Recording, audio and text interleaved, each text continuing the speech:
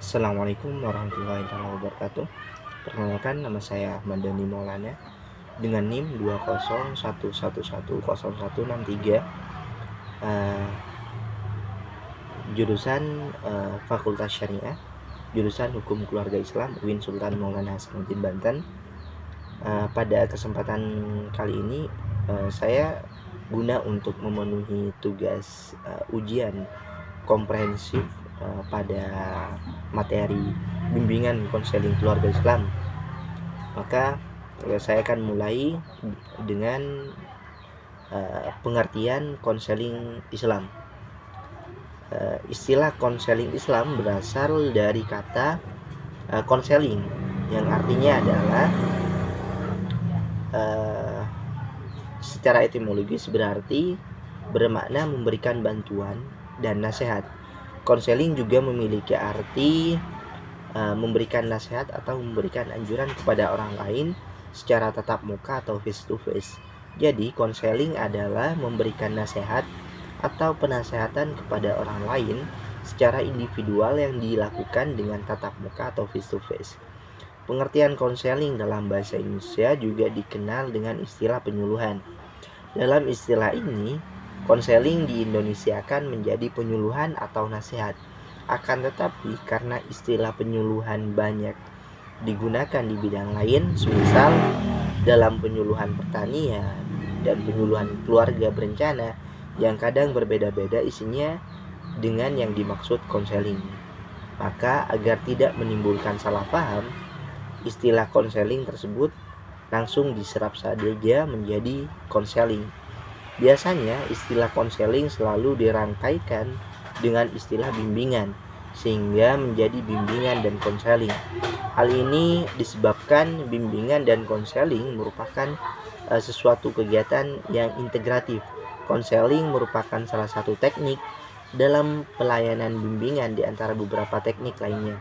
Namun, konseling juga bermakna yang artinya hati atau inti dari program bimbingan. Kemudian, ada pun beberapa pengertian konseling atau penyuluhan yang berlaku di lingkungan sekolah dan masyarakat memiliki pengertian yang lebih luas dan beragam. Menurut Edward Hoffman, konseling adalah perjumpaan secara berhadapan muka antara konselor dengan konseli atau orang yang disuluh terjadi di dalam pelayanan bimbingan. Konseling dapat dianggap sebagai proses pemberian pertolongan yang esensial bagi usaha pemberian bantuan kepada individu yang pada saat mereka berusaha memecahkan permasalahan yang mereka hadapi. Namun demikian, tidak dapat memadai bila mana hal tersebut tidak dibentuk atas dasar persiapan yang tersusun dan dalam struktur organisasi. Maka antara bimbingan dan konseling tampak tidak dapat dipisahkan. Kemudian konseling merupakan salah satu teknik dalam pelayanan bimbingan di mana proses pemberian bantuan itu berlangsung melalui rangkaian pertemuan langsung dan tatap muka antara pembimbing atau konselor dengan konseli dengan tujuan agar konseli itu mampu memperoleh pemahaman yang lebih baik terhadap dirinya, mampu memecahkan masalah yang dihadapinya, dan mampu mengarahkan dirinya untuk mengembangkan potensi yang dimiliki ke arah perkembangan yang optimal sehingga ia dapat mencapai kebahagiaan pribadi dan kemanfaatan sosial. Dari beberapa definisi yang diuraikan tadi, dideskripsikan tadi, bahwa konseling adalah bantuan yang diberikan kepada individu dalam memecahkan masalah kehidupan berupa wawancara atau dengan cara yang sesuai dengan keadaan individu yang dihadapi untuk mencapai kesejahteraan hidup. Dalam memecahkan masalah ini, individu memecahkannya dengan kemampuannya sendiri.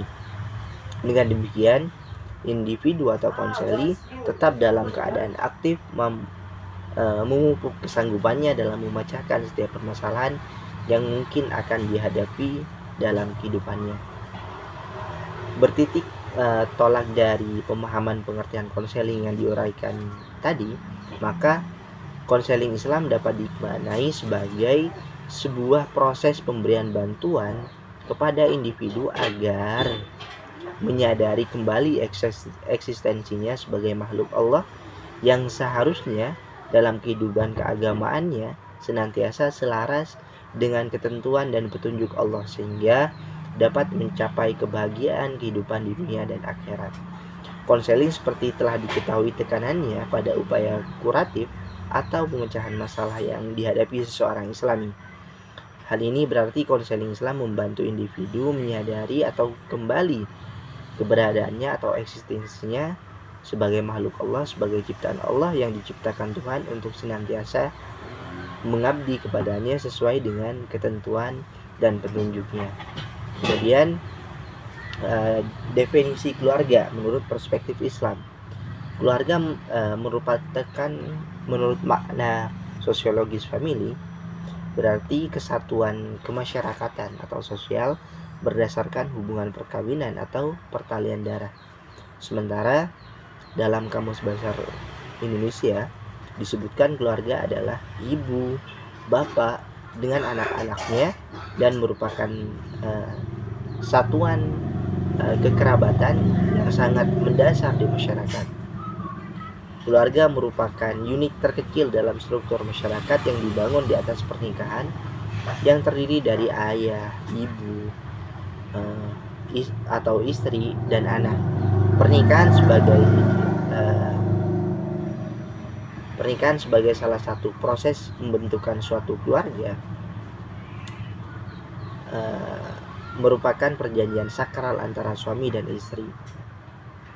Keluarga menurut konsep Islam adalah kesatuan hubungan antara seorang laki-laki dan seorang perempuan yang dilakukan melalui akad nikah menurut ajaran Islam.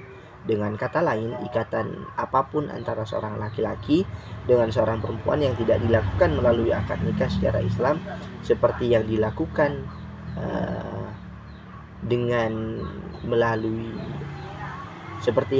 dalam sistem kehidupan keluarga di Barat, yaitu di mana keluarga yang dibentuk dengan pola kehidupan sebagai suatu rumah tangga hanya didasarkan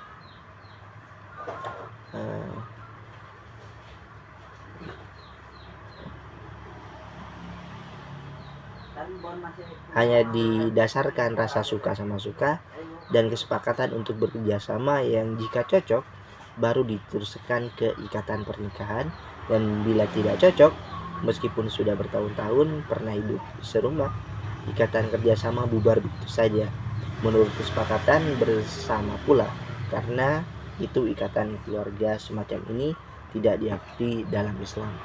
Dengan demikian, keluarga merupakan menurut konsepsi Islam sebagaimana yang telah diuraikan tadi adalah keluarga atau rumah tangga yang di dalamnya ajaran-ajaran Islam berlaku.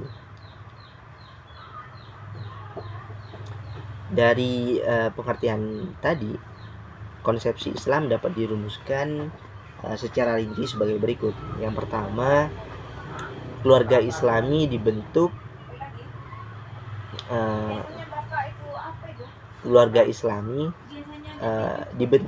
dengan akad pernikahan menurut ajaran Islam, tidak dikatakan Islam atau Islami manakala suatu keluarga bukan dengan akad pernikahan sebagaimana yang tersurat dalam firman Allah Subhanahu wa taala, Quran surah An-Nisa ayat 3 dan 24. Kemudian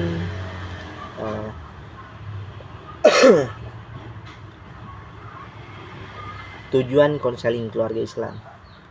Ada beberapa tujuan konseling keluarga Islam.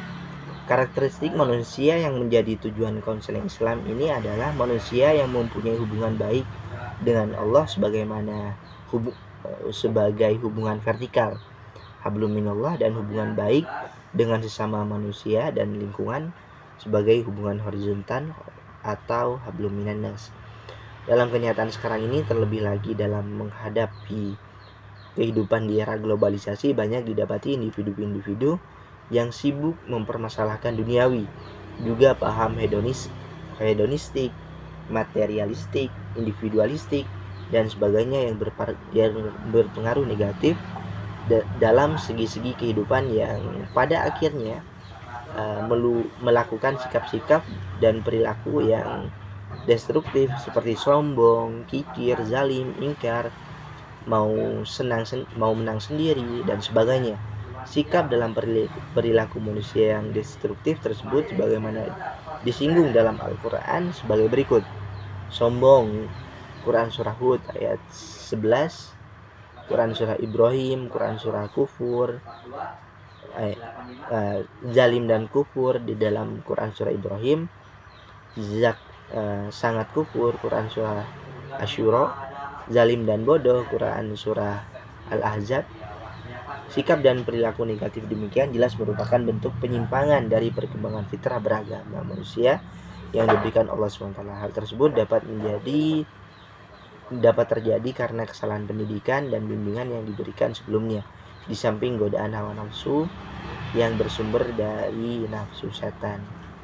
Dalam konteks kehidupan keluarga muslim juga tidak terlepas dari berbagai problem kehidupan yang dihadapi, mulai dari hal-hal yang kecil hingga pada hal-hal yang besar, yaitu bermula dari persoalan kesalahpahaman, ketidakpengertian, komunikasi, kesibukan, sehingga melahirkan pertengkaran dan berujung pada percekcokan bahkan perpecahan atau perceraian. Dengan demikian, tujuan konseling Islam dimaksud untuk membantu individu menyadari kembali eksistensinya sebagai makhluk Allah yang mengikuti ketentuan dan petunjuknya agar bisa hidup bahagia. Artinya individu diajak kembali menelusuri petunjuk dan ketentuan dari hukum-hukum Allah SWT, memahaminya kembali, menghayati kembali, dan coba menjalankan sebagaimana mestinya. Dengan kata lain, mengembalikan problem yang berkaitan dengan pernikahan dan kehidupan rumah tangga atau berkeluarga muncul karena adanya perbuatan atau tindakan yang tidak sejalan dengan ketentuan dan petunjuk Allah maupun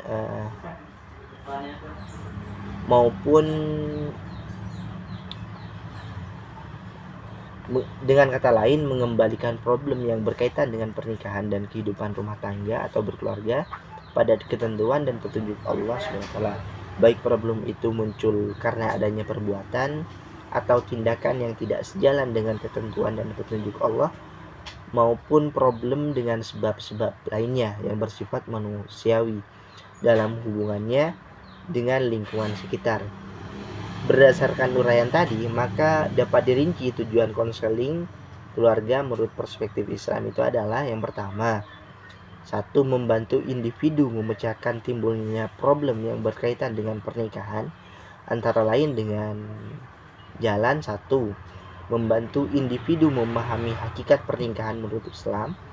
Yang kedua, membantu individu memahami persyaratan pernikahan menurut Islam.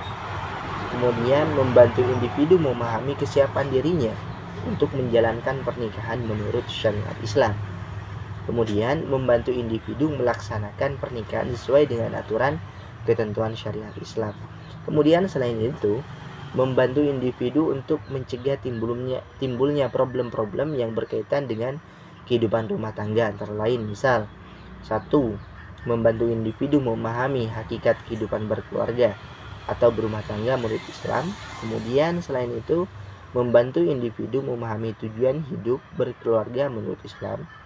Membantu individu memahami cara-cara pembinaan kehidupan berkeluarga yang sakinah, mawaddah, warahmah menurut ajaran Islam.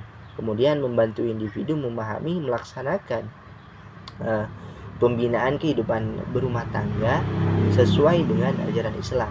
Kemudian membantu individu memecahkan masalah yang berkaitan dengan pernikahan dan kehidupan rumah tangga, antara lain dengan jalan membantu individu memahami problem yang dihadapinya.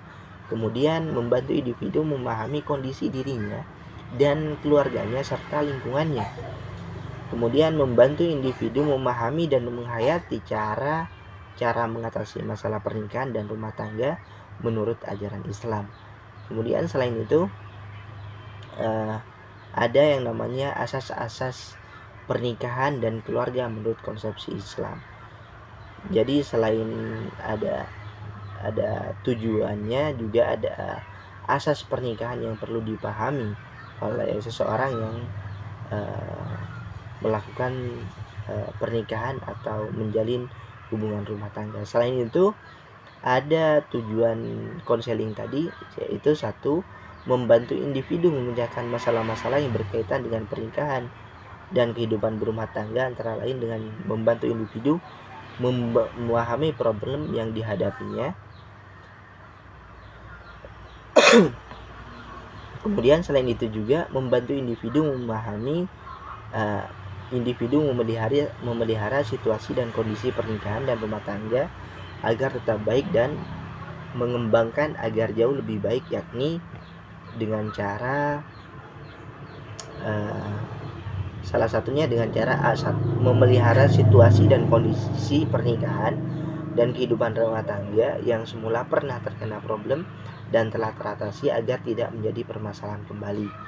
Mengembangkan situasi dan kondisi pernikahan dan rumah tangga yang lebih baik sehingga terwujudlah yang namanya keluarga sakinah, mawaddah, dan warahmah. Mungkin tentang bimbingan keluarga Islam cukup sampai di sini, kurang dan lebihnya mohon maaf. Wallahul muwaffiq ila aqwamit thoriq. Wassalamualaikum warahmatullahi wabarakatuh.